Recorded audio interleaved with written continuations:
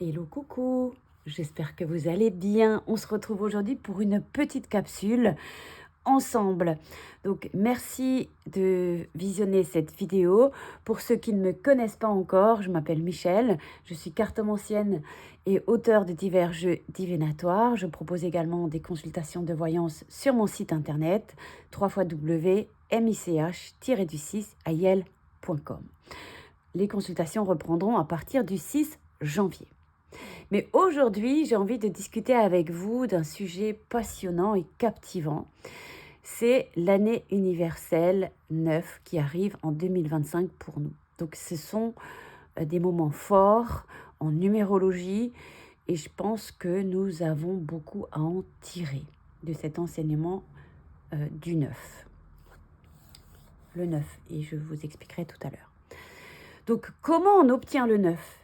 Eh bien, pour arriver à ce chiffre, c'est très simple. Certains connaissent déjà, d'autres pas. Donc, on est dans le partage ici. Comment on obtient le 9 ?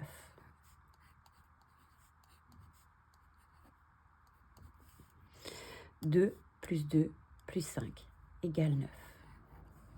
Donc, c'est l'année universelle dans laquelle nous entrons maintenant. Donc, il suffit tout simplement d'additionner les chiffres de l'année. Donc, pour 2025, nous avons du 9. Et vous pouvez voir ici, donc, on a un rond, un cercle ici. Et ensuite, on a une boucle et on finit la boucle. Là, ici, qu'est-ce que nous demande le 9 ? Et c'est super important.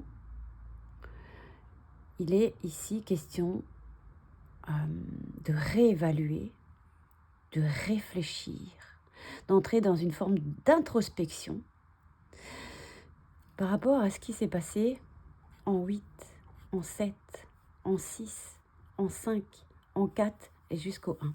Qu'est-ce qui s'est passé ? C'est comme l'écriture hébraïque, on revient en arrière, enfin on écrit de droite à gauche. Qu'est-ce qui s'est passé ?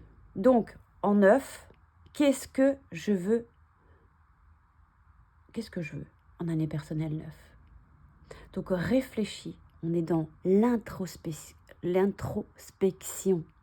En gros, ici, on va être invité à réfléchir sur ce qui fonctionne et ce qui ne fonctionne plus en 2025, d'accord ? Donc, on va être invité à lâcher prise sur les choses qui ne nous servent plus ou qui nous desservent pour vraiment se concentrer sur l'essentiel, d'accord ? Donc là, on réfléchit. On ne tourne pas en rond, on fait juste une forme d'introspection, d'accord ? Et une fois qu'on saura exactement ce qu'on veut ou ce qu'on ne veut pas, en fait, en gros, c'est un peu comme si on faisait le ménage, quoi. Hein. On fait le ménage, on fait le tri, on vide les poubelles. Voilà, on fait le tri. Voilà, il y a des choses qu'on garde, il y a des choses qu'on ne garde pas. Voilà. Et donc, une fois qu'on aura fait ce tour-là, eh bien, ok, la boucle sera bouclée et hop, voilà. Ça, c'est en gros ce qu'on attend de nous ici pour cette année 2025. On termine des cycles. Donc, on s'imagine en train de faire le ménage dans votre vie. On invite à la réflexion, à l'introspection, au lâcher-prise. Et pour accompagner cette énergie, quand on regarde dans le tarot, là j'ai découvert pendant le mois de décembre, sur un marché, j'ai trouvé cette magnifique pépite ici, qui est vraiment trop belle. Vous voyez peut-être un peu. Je vous montrerai ça probablement. Donc le 9 fait référence à l'ermite. Recul, introspection et solitude. L'ermite, dans un paysage glacé, tient une lanterne lumineuse pour éclairer son chemin. Pourtant, ses yeux sont fermés et immobiles. Donc, vous voyez, ça c'est la boucle, on va dire. Voilà. On rentre un peu dans la grotte, on réfléchit ce qu'on veut plus. D'accord ? Donc, on peut voir un peu, c'est comme un œuf, vous voyez, hop, on prend ce temps de réflexion et ensuite, hop, la boucle est bouclée. Il symbolise la sagesse intérieure et nous invite à choisir la solitude pour voir plus clair, en étant toujours entouré de gens. Il ne faut pas non plus se couper, s'isoler. Voilà, on peut très bien faire une introspection sans pour autant se couper du monde, d'accord?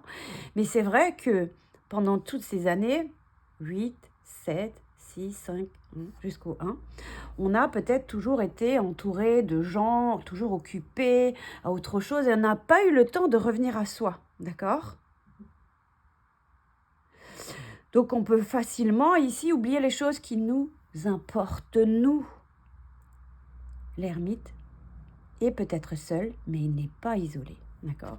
Et comme vous pouvez voir également, dans mon tarot que j'ai créé également courant de l'année 24, l'ermite, c'est le sage introspectif. Je réfléchis calmement en cherchant la sagesse intérieure à l'intérieur de moi, dans le silence.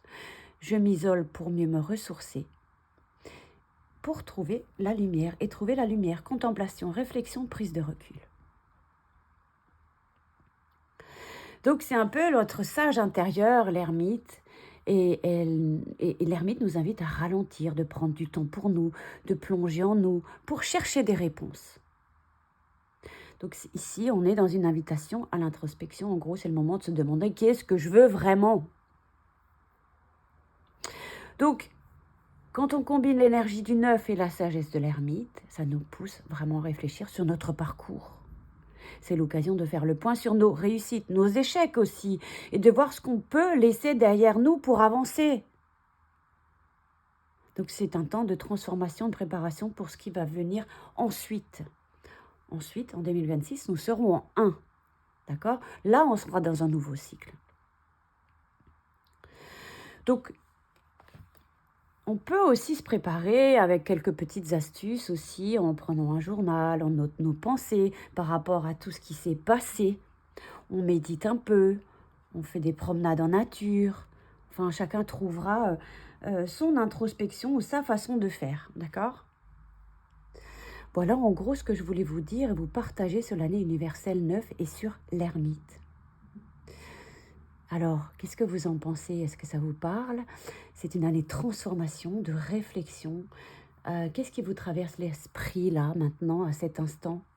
Donc, n'hésitez pas aussi à me partager en commentaire ce que vous ressentez par rapport à ça. Et on peut avoir des discussions via les commentaires. Donc, voilà un peu l'énergie de 2025, d'accord? Donc, on est en fin de cycle. Donc, de toute manière, si on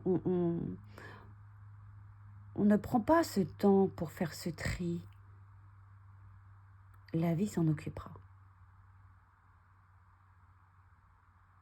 Voilà. Voilà en gros ce que je voulais vous dire. Donc, vous me direz en commentaire ce que vous en pensez. Et puis voilà aussi le beau livre dont je vous parlais tout à l'heure. Regardez cette pépite.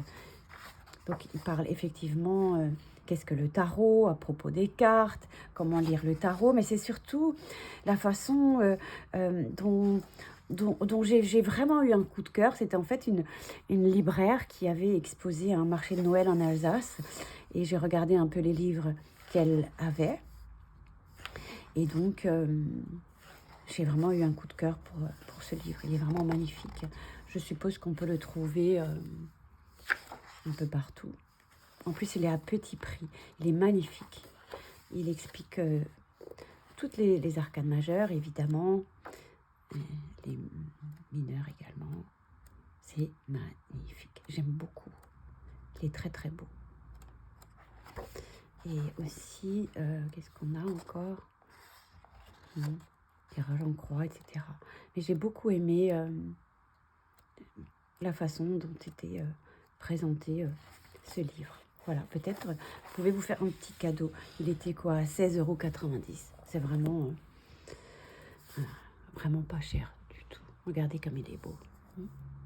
Voilà, donc j'espère que vous en savez davantage à présent sur cette année universelle 9, le sage introspectif. Voilà, des bisous, prenez soin de vous, à bientôt, bye bye.